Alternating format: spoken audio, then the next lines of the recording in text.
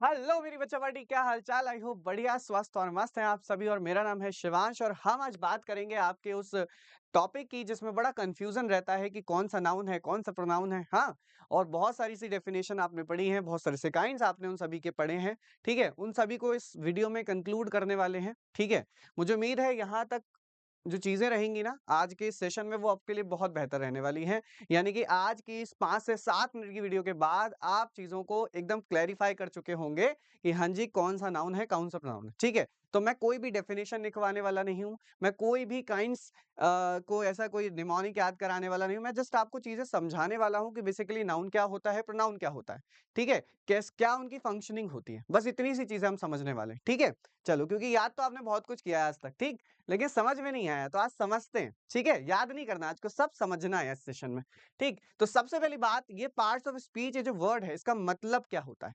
इसका मतलब होता है कि जो वर्ड्स आपको दिखाई देंगे, ठीक है, जो वर्ड्स आपको दिखाई देंगे, 1 सेकेंड, हाँ, जो भी वर्ड्स आपको दिखाई देते हैं, ठीक है, सेंटेंस में लिखे हुए, राइट, क्या करता है उनको, ये करता है कि उनको उनकी फंक्शनिंग के बेसिस पर,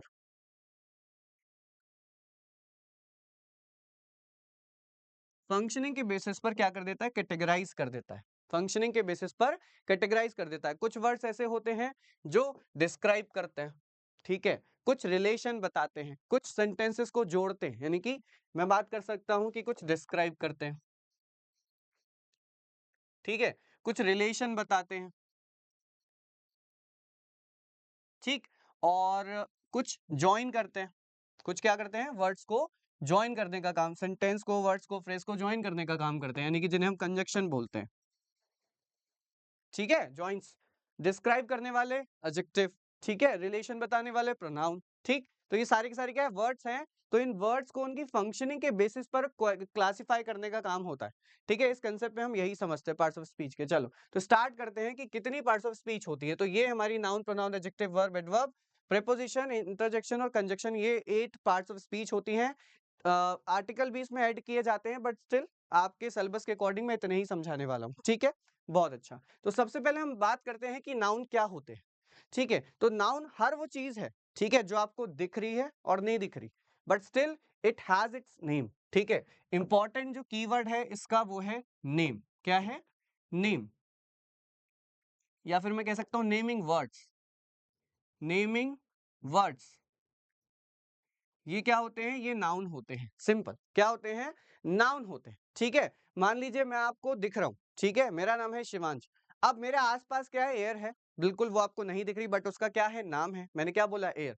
ठीक है, हर वो चीज जो आपको दिख रही है या नहीं दिख रही है उसका अपना कुछ नाम है, has its it's, I should say कि उसका अपना नेम है। ठीक है, उसको क्या बोलते हैं, उसको हम नाउन बोलते हैं। एग्जाम्पल से समझ लेते हैं, जैसे मैंने लिखा Mahesh is going to market, तो यहाँ पर महेश क्या है, महेश एक पर्सन का नाम है। ये क्या है, महेश एक पर्सन है। अब मार्केट, मार्केट एक प्लेस है, तो ये भी एक नाउन है। ये क्या है, प्लेस का नेम है। तो हर चीज का अगर कोई नाम है, अगर कोई भी नाम है तो वो क्या होगा, नाउन। डन। अब प्रोनाउन की बात करते हैं। प्रोनाउन में आया है नाउन, इसका मतलब सर कुछ ना कुछ रिलेशन नाउन के साथ तो होने वाला इसका है, रिश्तेदार है कहीं ना कहीं। चलो तो क्या रिश्तेदारी, आइए जानते हैं। तो बेसिकली प्रोनाउन हमारे वो वर्ड्स होते हैं जो नाउन के प्लेस पर यूज किए जाते हैं। ठीक है, pronoun are those words which use in the place of noun. ठीक है, ठीक है, मैं इसको लिख सकता हूं, use in the place of noun,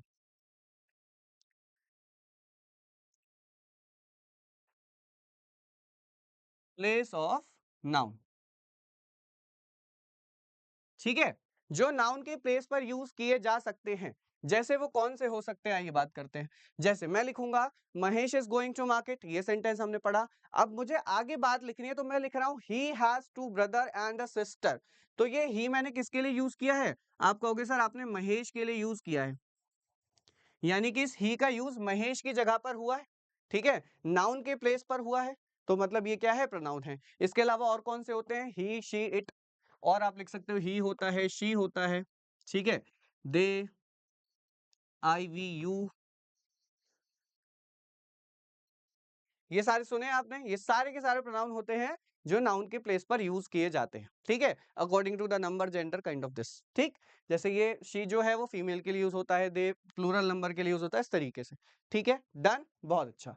अब समझते हैं वर्ब के बारे में। तो वर्ब तो बहुत ही अच्छा सा वर्ड है एक तरीके से, क्योंकि वर्ब सीधे सीधे आपका कह सकते हैं जो आपका एक्शन है ना उसी को बताता है, सिंपल, क्या काम हो रहा है, क्या काम हो रहा है, बेसिकली हमें ये वर्क को डिफाइन करता है।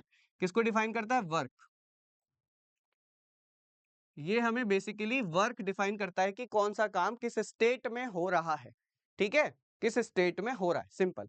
द वर्ब मतलब verb are those word which shows या which describe about the action और स्टेट, ठीक है। चलो देखो, जैसे लिखा है Mahesh is going to market, मैं एक ही एग्जांपल से इसलिए समझा रहा हूं ताकि सारी चीजें आप रिलेट कर पाओ, ठीक है। देखो, इसी में हमने नाउन ढूंढा था, अब मैं इसी में आपको वर्ब दिखाता हूं। देखो ये रही वर्ब, गोइंग। गोइंग क्या है? वर्ब। क्या बता रहा है सर? ये बता रहा है हमें कि कौन सा एक्शन हो रहा है, ठीक है, ये हमारी क्या है? वर्ब है। ये एक और वर्ब है, ये रही, ये है इज, ये हमें बता रहा है कि कौन से स्टेट में हो रहा है, ठीक है, टेंस बता रहा है। ये वर्ब बेसिकली हमें टेंस बता रहा है कि प्रेजेंट में हो रहा है, पास्ट में हो रहा है, कि फ्यूचर में हो रहा है। तो ये वाली जो वर्ब है ये होती है हमारी मेन, इसे हम बोलते हैं मेन वर्ब, इसे बोलते हैं हेल्पिंग वर्ब, ठीक है। तो ये दो तरह की वर्ब्स आपको पता होनी चाहिए। मेन वर्ब सीधे सीधे आपका एक्शन बताती है, हेल्पिंग वर्ब सीधे सीधे आपका वर्क किस स्टेट में हो रहा है ये बताती है, सिंपल, ठीक। एडजेक्टिव समझते हैं।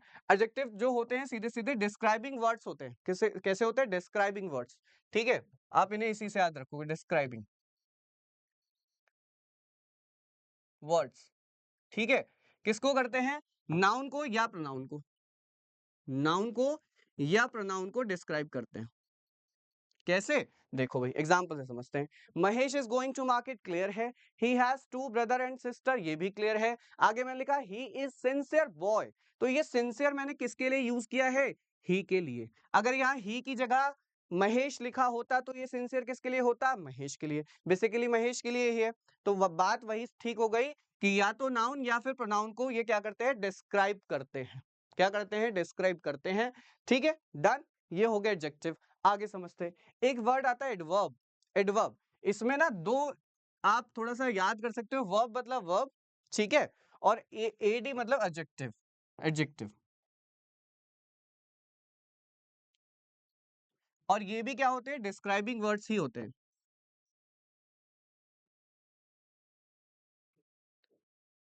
मतलब जहां हमारा जो एडजेक्टिव था, ठीक है, जो हमारा एडजेक्टिव था वो नाउन और प्रोनाउन को डिस्क्राइब कर रहा था सिर्फ, वही जो एडवर्ब होगा वो एडजेक्टिव, वर्ब और एडवर्ब तीनों को कर सकता है, ठीक है।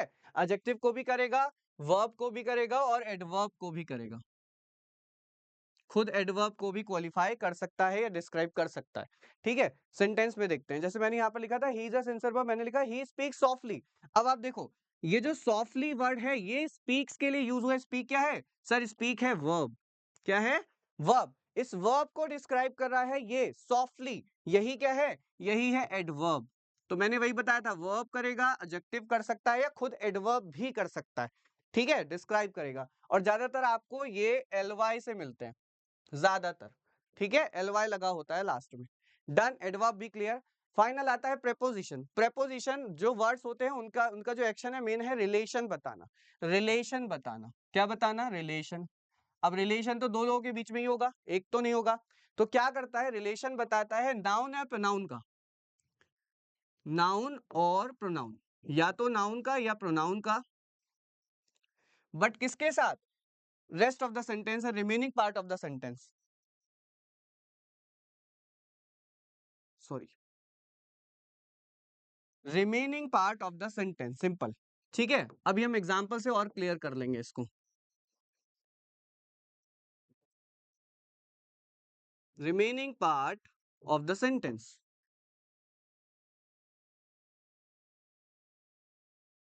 डन। सेंटेंस देखो, ये लिखा है Mahesh is going to market by बस।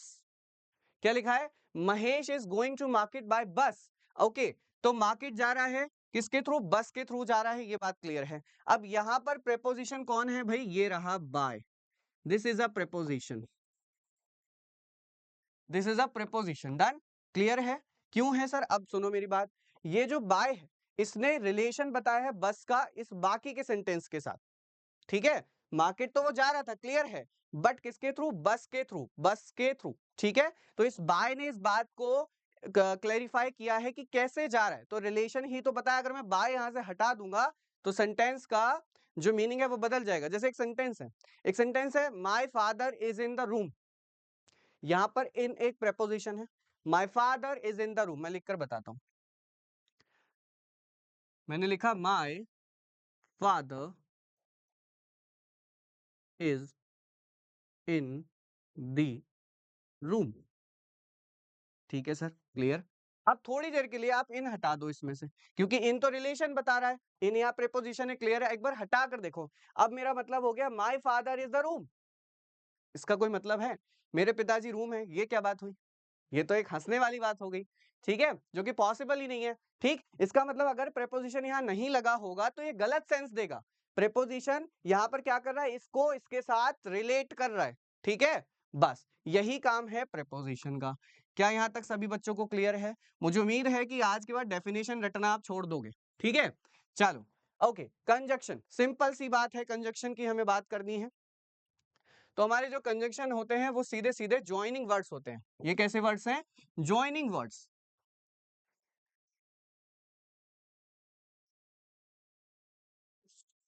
Joining words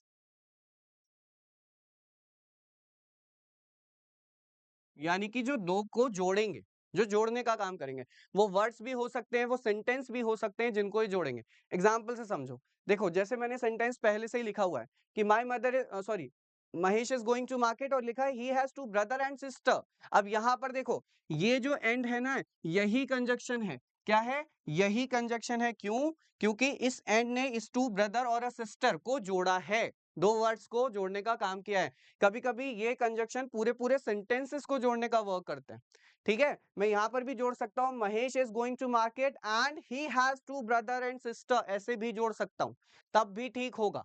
done, clear. तो कंजक्शन का बेसिक वर्क क्या है? ज्वाइन करना, सिंपल, दो वर्ड्स को, दो सेंटेंस को, दो फ्रेज को, दो एक्सप्रेशंस को, ठीक है, क्या करने का काम करते हैं? ये जोड़ने का काम करते हैं, सिंपल। तो पार्ट्स ऑफ स्पीच का जो बेसिक कंसेप्ट था वो यही था कि वर्ड्स को उनकी फंक्शनिंग के बेसिस पर क्लासिफाई करना। तो ये जो ज्वाइनिंग वर्ड्स है इनके आधार पर हमने इनको बोला कंजक्शन। लास्ट हमारे पास बचता है इंटरजेक्शन, जो हमारी सडन फीलिंग्स होती हैं। क्या होती हैं? हमारी sudden feelings.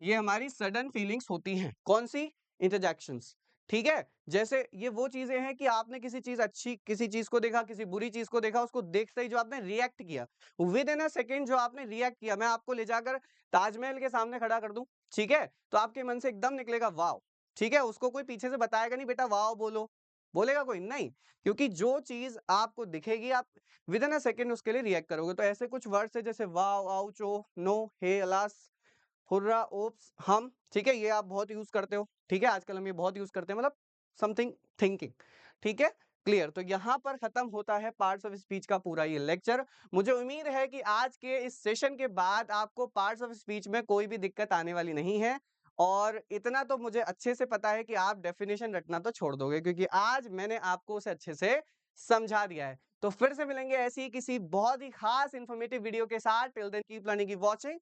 Thanks for attending the session.